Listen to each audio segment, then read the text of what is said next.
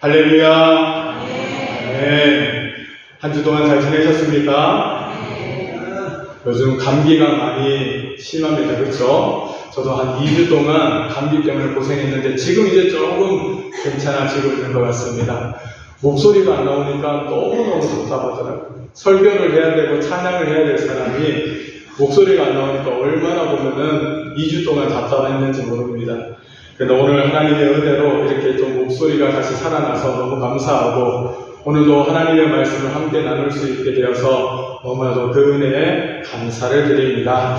자, 오늘은 요한복음 1장의 말씀을 가지고 구주 예수 그리스도, 우리 함께 따라해 볼까요? 구주 예수 그리스도 하는 제목으로 함께 말씀을 나누길 원합니다.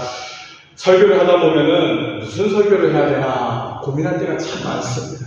이번 주에는 무슨 설교를 해야 되나. 그래서 몇 주 전부터 고민하고 또 이렇게 설교를 준비하고 한 달치 설교를 준비하면서도 이 주에는 이 설교를 해야 될까 저 설교를 해야 될까 이 결정하지 못할 때도 참 많습니다. 그런데 우리가 보면은 삶을 살다 보면 하나님께서 한 번씩 은혜의 말씀을 주십니다. 그리고 은혜의 만남을 주시고 또한 은혜를 통하여서 하나님의 그 사랑을 다시 한번 깨닫게 되는 그러한 순간들이 우리에게 있다는 겁니다. 지난주에 제가 이 장재현 성도님이라고 있습니다. 저 뒤에 계시는 우리 장재현 성도님과 이 학습 문답을 저희가 보면은 같이 질문하고 답하는 시간을 좀 가졌습니다. 우리 장재현 성도님은 연세가 87세입니다. 87세인데 그 전까지는 예수를 믿지 않으셨던 분이에요. 한 번도 예수를 안 믿었다고 합니다. 그래서 요번에 학습을 받게 되시는데 이 학습을 받기 위해서는 이 학습 문답을 공부를 하십니다. 우리 권사님이 우리 김경희 권사님이 얼마나 또 교육을 잘 시키셨는지 제가 몇 가지 질문을 드렸는데 얼마나 대답을 잘 하시는지 몰라요. 제가 첫 번째 질문을 드렸던 게 뭐냐면은 우리가 죽으면 어떻게 되나요? 라고 질문을 드렸습니다. 그러니까 저 어르신께서 뭐라고 대답하시면은 천국에 가지요 라고 대답하시는데 여러분 이 대답이 얼마나 소중한 대답인지 모릅니다. 평생을 예수 믿지 않았던 사람이 하나님을 만나고 하나님의 말씀을 통하여서 내가 죽고 나서는 가야 할 곳이 천국이라는 사실을 알게 되는 것, 이게 얼마나 복인지 모릅니다. 그래서 너무 대답을 잘하시는 거예요. 그래서 제가 또 질문했습니다. 천국과 지옥에 가는 기준이 무엇입니까? 라고 제가 질문하니 그때 그 기준은 예수님이다 라고 그렇게 대답을 하셨다는 겁니다. 우리 김경희 권사님이 얼마나 교육을 잘 시켰는지 모르겠어요. 얼마나 잘하셨는지 대답을 너무너무 잘하셨습니다. 지금 비록 이 노년에 교회 나와서 예수님에 대해서 알고 예수님을 믿게 됐지만 이러한 고백이 있는 삶이 얼마나 복된 삶인지 모르겠습니다. 우리 사랑하는 성도님들도 이 대답이 여러분들을 신앙 가운데 넘쳐나시기를 주님의 이름으로 축원을 드립니다. 그래서 제가 다짐을 했습니다. 이 구원의 확신에 대한 설교를 자주 해야 되겠다. 우리가 예수 믿으면서 구원에 대한 확신이 누구에게나 있는 것처럼 여겨지지만은 때로는 이 구원의 확신이 흐려질 때가 있다는 겁니다. 예수를 10년, 20년, 30년, 40년, 50년 믿어도 이 확신이 보면은 더욱더 뚜렷할 때가 있고 점점 그 확신이 흐트러질 때가 있다는 겁니다. 그럴 때마다 이 구원에 대한 확신에 대한 설교를 들으면은 여러분 우리들 마음속에 있는 구원의 확신이 다시 한번 확립될 줄로 믿습니다. 그래서 오늘도 우리는 이 구원의 확신에 대한 말씀을 함께 나누길 원합니다. 그래서 오늘 제목을 구주 예수 그리스도라고 한번 정해봤습니다. 지구상에는 200개가 넘는 나라들이 있습니다. 여러분 다른 나라 갈 때 꼭 필요한 게 무엇입니까? 여권이 필요합니다. 또 뭐가 필요하죠? 비자가 필요하다는 겁니다. 여러분 저 후진국으로 가면 이 비자가 필요 없는 나라들도 있습니다. 하지만은 저 선진국으로 갈 때 비자를 요구하는 나라들이 있다는 겁니다. 비자를 요구한다는 것은 무엇을 의미합니까? 이 사람이 우리나라에 들어올 수 만한 자격이 있는지를 심사하는 것이 바로 비자라는 것입니다. 여러분, 이 나라에 들어갈 때도 이렇게 비자 심사를 하고 이 사람이 우리나라에 들어와서 되는지 안 되는지를 심사를 한다면은 여러분, 천국은 어떻습니까? 천국에도 분명한 이 비자가 필요하다는 사실입니다. 여러분, 천국 비자는 무엇입니까? 예수 그리스도. 그쵸? 정답은 예수 그리스도라는 겁니다. 여러분, 천국에 들어가기 위해서 우리가 비자를 발급을 받아야 되는데 그 비자가 뭐냐? 바로 예수 그리스도라는 비자가 우리에게는 분명히 있어야 한다는 사실입니다. 하는데 이 천국 가는 비자를 사람들이 오해한 사람들이 많았다. 바리새인들과 서기관들은 이 비자를 무엇으로 생각했습니까? 그들은 율법이라고 생각했다는 겁니다. 율법을 잘 지키는 자만이 천국에 들어갈 수 있다라고 그들은 굳게 믿고 있었다는 겁니다.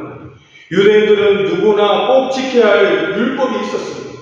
이 십계명과 이 모세 오경을 바탕으로 해서 그들이 또 세부사항, 지켜야 될 세부사항을 만들었는데 그들이 꼭 지켜야 할 율법은 248개가 있었다라고 전해오고 있습니다.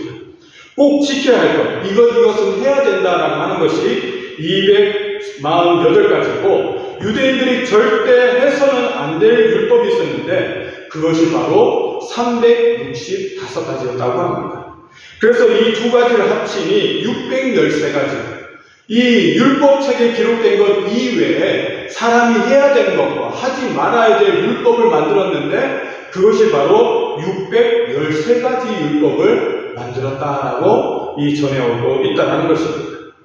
그래서 이 바리새인들과 서기관들은 이 율법을 얼마나 잘 지키느냐, 여기에 의해서 천국에 가느냐 못 가느냐가 정해진다고 그들은 믿었다는 것입니다. 그러나 그 결과는 어떻게 됐습니까? 마태복음 23장 13절에 보면은 예수님께서 이런 바리새인들에게 하신 말씀이 나오고 있습니다.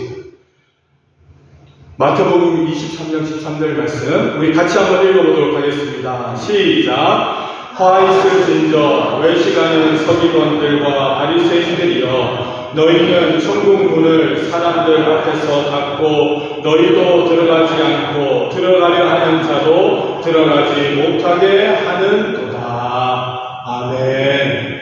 지금 이렇게 율법을 잘 지켜야지만이 하나님의 나라에 들어갈 수 있다라고 하는 이 바리새인들과 서기관들을 향하여서 예수님께서 뭐라고 말씀하십니까? 너희들도 천국에 못 들어가지만은 천국에 들어가려고 하는 사람들도 너희들이 못 들어가게 한다라고 지금 책명하고 있다라는 것입니다.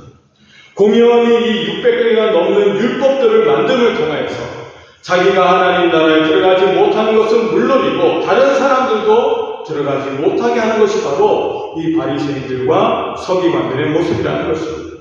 그러면서 주님께서 그들을 향하여서 저주의 말씀을 하셨다는 겁니다. 그러니 율법은 결코 하나님 나라에 입국할 수 있는 그런 입국 비자가 될 수 없다라고 성경은 말씀하십니다. 그렇다고 물질이나 권력이나 명예로 하나님 나라에 들어갈 수 있습니까? 돈으로도 못 들어갑니다. 여러분, 마음 착해도 못 들어갑니다. 여러분, 건강해도 못 들어갑니다. 여러분, 어떤 사람만이 이 천국에 들어갈 수 있다라고 성경은 우리에게 말씀하십니까? 오직 예수 그리스도를 통하여서. 예수 그리스도를 믿는 자만이 천국에 들어갈 수 있다라고 성경은 말씀하고 계신다는 겁니다. 그래서 여러분, 이 땅에서 우리가 얼마나 풍족하게, 얼마나 지식이 많고 명예가 높고 이런 것이 우리에게는 결코 중요한 것이 아니다라고 성경은 우리에게 거듭거듭 말씀하고 계십니다. 여러분, 세상에서 모든 것을 누렸던 솔로몬 왕을 한번 생각해 보시길 바랍니다. 그는 세상에서 자기가 하고 싶었던 모든 것을 다 했어요. 그리고 자기가 살아가면서 이 땅이 진정한 천국이다라고 생각할 만큼 모든 것을 누렸던 사람이었다는 겁니다. 하지만은 이 솔로몬 왕이 전도서 1장 2절에 뭐라고 말하고 있습니까? 전도서 1장 2절에는 이렇게 말씀하고 있습니다. 우리가 함께 읽어보도록 하겠습니다. 전도자가 이르되 헛되고 헛되며 헛되고 헛되니 모든 것이 헛되도다. 아멘. 그렇습니다. 이 전도자인 이 솔로몬 왕은 모든 것이 다 헛되다. 이것 아무리 가져도 내가 천국에 갈 수 있다라는 이 보장이 없다라는 것입니다. 건강해도 얼굴이 예뻐도 아무리 잘생겨도 여러분 내가 이 땅에서 누리는 인기와 이 모든 명예를 가지고 있다 할지라도 그러한 사람도 이 세상에서 이 모든 것이 헛될 수밖에 없다라고 이 전도서는 말하고 있다는 것입니다. 모든 것이 하나님 나라에 들어가게 해주는 그러한 것이 아님을 성경은 분명히 말씀하고 있습니다. 그럼 하나님 나라는 과연 어떻게 들어갈 수 있습니까? 사도행전 4장 12절에 베드로는 이렇게 말하고 있습니다. 우리 함께 읽어보도록 하겠습니다. 시작. 다른 이로서는 얻을 수 없나니 천하 인간의 구원을 얻을 만한 다른 이름을 우리에게 주신 일이 없음이니라 하였다. 아멘. 여기에서 하나님 나라에 들어갈 수 있는 유일한 방법을 말씀하고 계신다는 겁니다. 하나님 나라에 들어갈 수 있는 유일한 방법이 무엇입니까? 그것은 오직 우리는 예수 그리스도를 말미암아 예수님 말고는 하나님께서 다른 길을 우리에게 보여주시지 않았다라고 말씀하고 계십니다. 그 어떤 길도 구원의 길 가운데 예수 그리스도 말고는 다른 길을 우리에게 주신 적이 없다라고 우리에게 말씀하고 계신다는 것입니다. 우리를 하나님의 나라로 들어갈 수 있게 하는 오직 한 길은 예수 그리스도밖에 없다라고 말씀하십니다. 오직 그분만이 우리로 하여금 구원을 얻게 할 수 있다라고 말씀하십니다. 그럼 우리를 구원하시고 하나님 나라로 들어가게 하는 오직 한 분, 그분이 바로 누구십니까? 바로 예수 그리스도시다라고 성경은 말씀하십니다. 우리는 예수 그리스도를 통해서만 구원을 얻을 수 있습니다.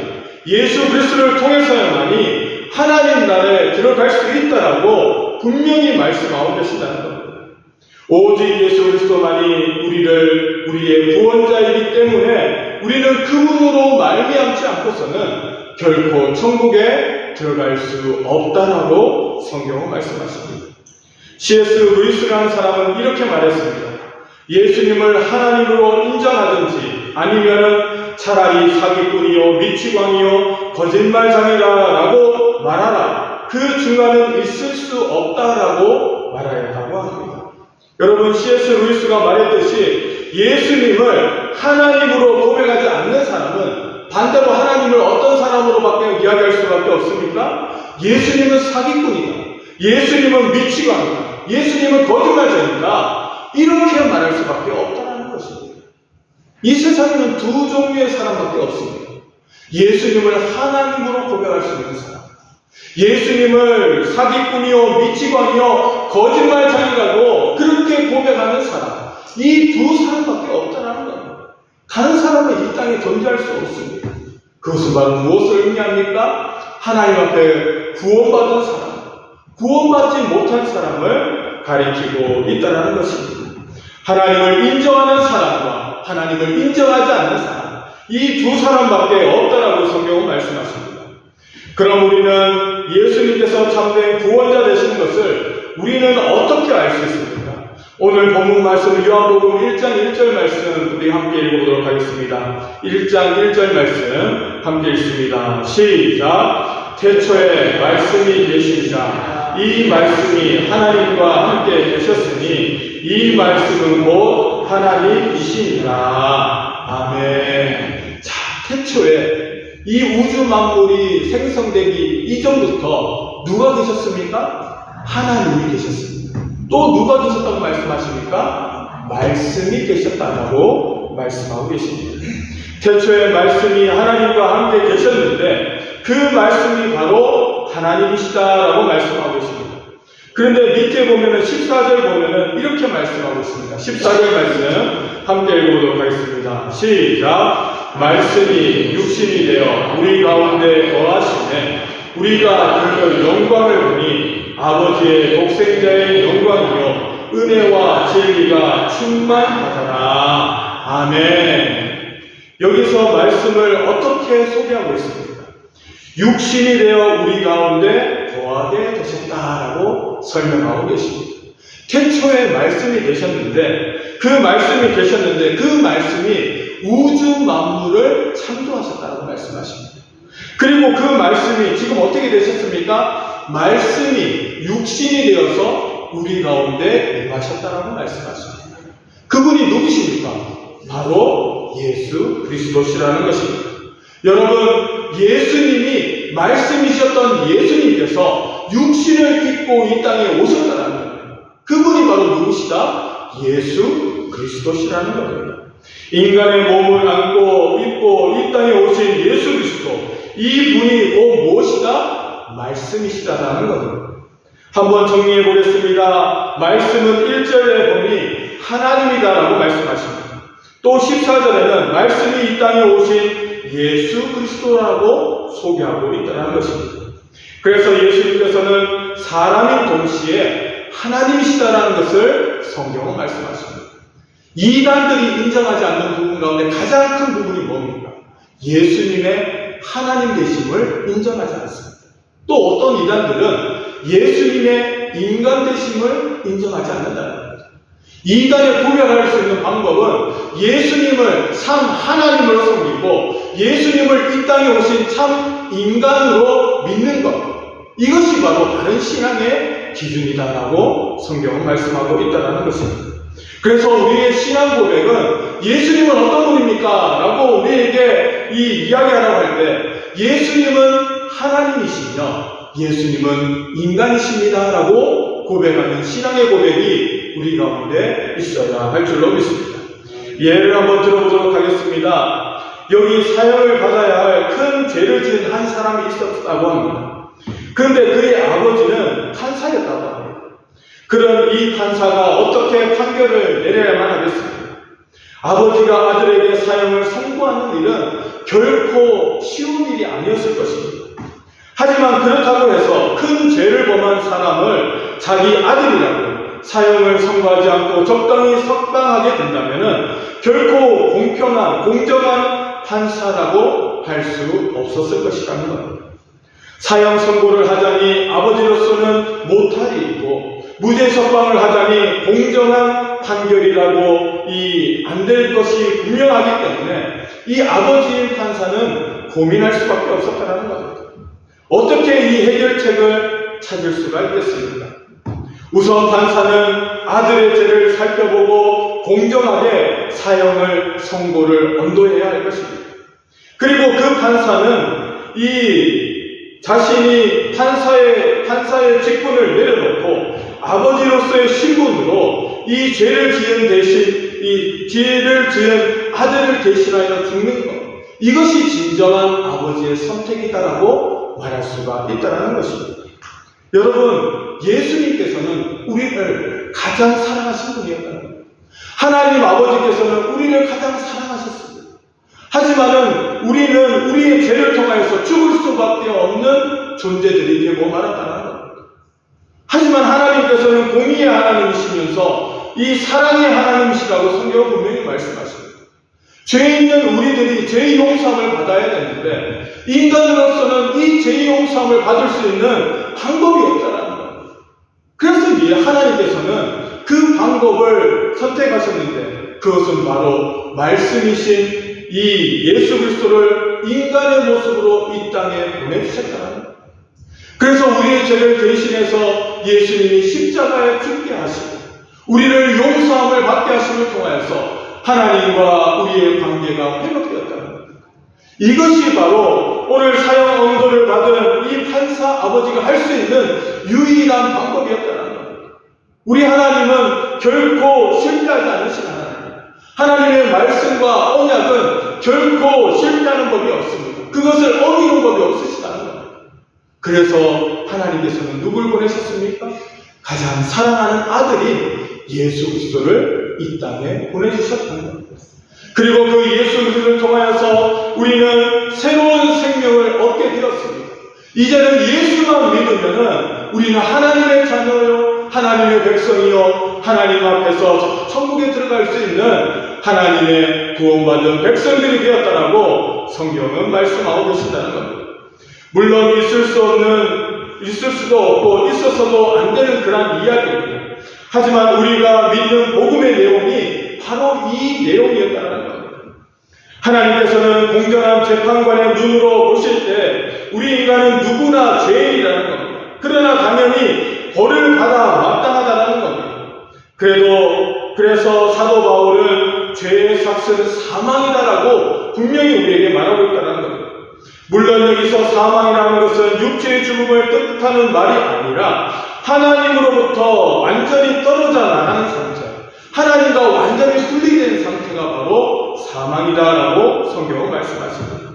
실제로 우리 인간은 아담과 하와가 에덴 동산에서 쫓겨난 후로 누구나 하나님과 떨어져 살 수밖에 없는 그러한 존재가 되고 말았다는 겁니다. 여러분, 사망의 의미를 우리는 잘 알아야만 할 것입니다. 사망의 진정한 의미는 하나님과 격리되는 것이라는 겁니다. 하나님과 떨어지는 것이 사망이라는 겁니다. 우리의 육신이 생명을 다하는 것이 사망이라고 말할 수 있지만 여러분, 진정한 사망은 하나님과의 분리가 바로 사망이라는 겁니다. 그래서 아담과 하와가 죽었다는 겁니다. 에덴 동산에서 쫓겨남을 통하여서 하나님과 분리됨을 통하여서 그들이 죽었다는 겁니다. 우리도 마찬가지입니다. 우리도 이 사망의 그늘에 있을 때 우리는 하나님과 분리된 상태였다는 겁니다. 하지만 우리는 어떻게 되었습니까? 예수님 때문에 우리는 다시 하나님과 하나가 될 수 있었다는 겁니다. 이제 분리되었던 우리가 하나님과 다시 하나가 되었다는 겁니다. 이것이 무엇입니까? 이것이 생명이라는 겁니다.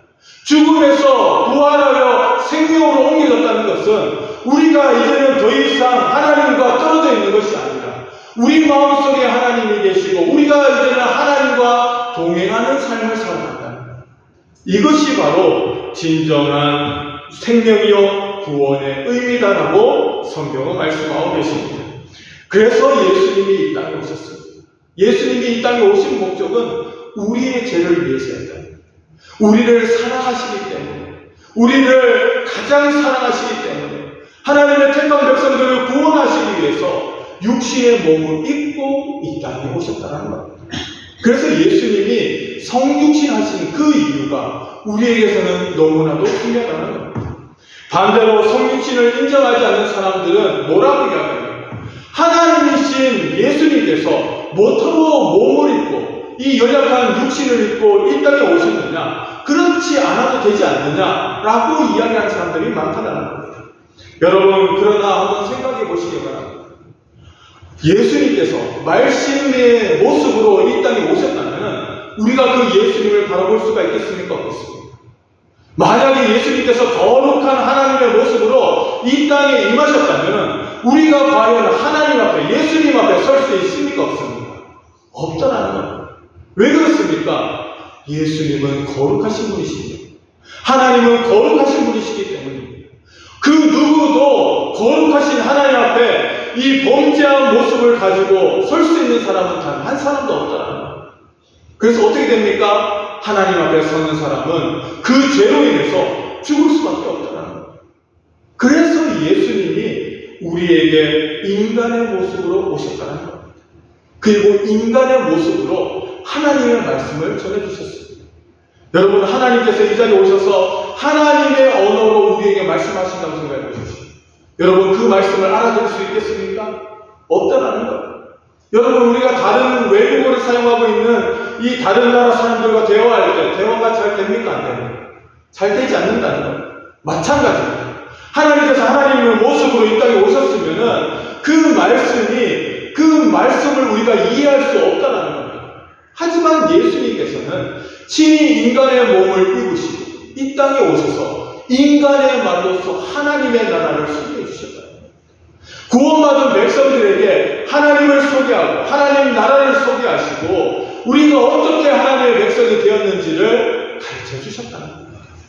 얼마나 그 은혜와 사랑이 놀라고 큽니다. 여러분, 만약에 여러분 보고 만약 지금 개미가 되십시오라고 말한다고 하면 여러분 어떻게 하시겠습니까? 아니, 어떻게 존귀한 사람이 어떻게 개미처럼 하찮은 존재가 될 수 있습니까? 라고 이야기할 수밖에 없다는 겁니다. 하지만 그 일을 하신 분이 누구십니까? 바로 우리 예수님이시라는 겁니다. 개미보다 못한 우리들, 죄악을 인하여서 죽을 수밖에 없는 우리들을 위하여서 예수님은 인간의 몸을 입으시고 이 땅에 오셨습니다. 그리고 인간의 언어로서 하나님을 소개하시고 하나님 나라를 소개하시고 우리에게 이 복음이 전해지도록 주님께서 역사해 주셨다는 겁니다. 그리고 마지막에 어떻게 하셨습니까? 십자가에서 죽으심을 통하여서 하나님께서 율법을 통해서 우리에게 주신 모든 말씀을 한 번에 이루어 주셨다는 겁니다. 그 은혜와 사랑이 얼마나 크고 놀라운지 모릅니다. 개미보다 못한 우리들을 위하여서, 먼지보다 못한 우리들을 위하여서 친히 먼지의 몸을 입으시고 이 땅에 오셔서 우리를 위해서 대신 십자가에 죽으신 그 예수 그리스도를 오늘은 우리가 믿고 있다는 것입니다. 그 예수님을 우리가 의지하고 있다는 사실입니다. 사랑하는 성도 여러분, 예수 그리스도께서 이 땅에 오시지 않았다면 결코 다른 구원의 방법이 없었다는 겁니다. 우리는 죽을 수밖에 없었다는 겁니다. 예수님이 아니고서는 우리는 모두 다 지옥 갈 수밖에 없는 사람이라는 겁니다. 하지만은 예수님이 이 땅에 오셔서 우리의 죄를 십자가에서 모두 용서하시고 우리를 구원해 주셔서 우리가 이제는 천국의 소망을 가지고 오늘을 살아갈 수 있다는 사실입니다. 사랑하는 성도 여러분, 얼마나 감사합니다. 여러분, 우리가 부활주의를 우리가 준비하면서 우리는 이번 한 달간 우리의 끊임없이 예수 그리스도의 십자가를 묵상해야 할 줄 알겠습니다. 정말 아무런 존재가 없는 나 같은 사람을 위해서 주님께서 이 땅에 오시고 나를 위해서 십자가에서 고난당하시고 죽으시기까지 목종하신 예수님의 그 은혜와 사랑을 우리는 깊이 묵상해야 할 줄 알겠습니다. 매년 돌아오는 부활주의를 준비하는 것이 아니라 우리는 매일매일 예수 그리스도로 말미암아 새로운 생명을 얻고 우리에게 구원의 은혜를 주시는 그 예수님을 우리는 매일매일 묵상하며 우리는 마음에 새기는 성도들이 되어야 할 줄 믿습니다. 사랑하는 성도 여러분, 그 예수님이 나의 구주 되심임을 여러분들 고백하시길 바랍니다. 그 예수 그리스도를 통하여서 내가 이제는 죽어도 저 천국에 갈 수 있다는 확신 가운데 살아가시길 바랍니다. 이 세상의 삶이 아무리 어렵고 힘들다 할지라도, 아무리 이 세상의 삶이 어렵고 힘들다 할지라도 우리에게는 저 천국이 있다는 사실을 우리가 굳게 믿고 이 땅에서 주님이 주신 은혜로 말미암아 날마다 승리하는 삶을 살아갈 수 있기를 바랍니다. 사랑하는 성도 여러분, 오늘도 우리는 구주 예수 그리스도 그분의 은혜에 감사하여서 이 기도의 자리에, 이 예배 자리에 나왔습니다. 여러분, 그 예수 그리스도의 사랑을 여러분 다시 한번 기억하시길 바랍니다. 그리고 그 은혜와 사랑을 날마다 묵상하시길 바랍니다. 그리고 영광 돌리는 믿음의 삶을 살아가시기를 주님의 이름으로 축원해 드립니다. 이번 한 주간이 하나님의 은혜 가운데서 십자가를 묵상하고 예수 그리스도의 사랑을 묵상하고 주님께 영광 돌릴 수 있는 복된 한 주간이 되시기를 주님의 이름으로 축원을 드립니다. 기도하겠습니다.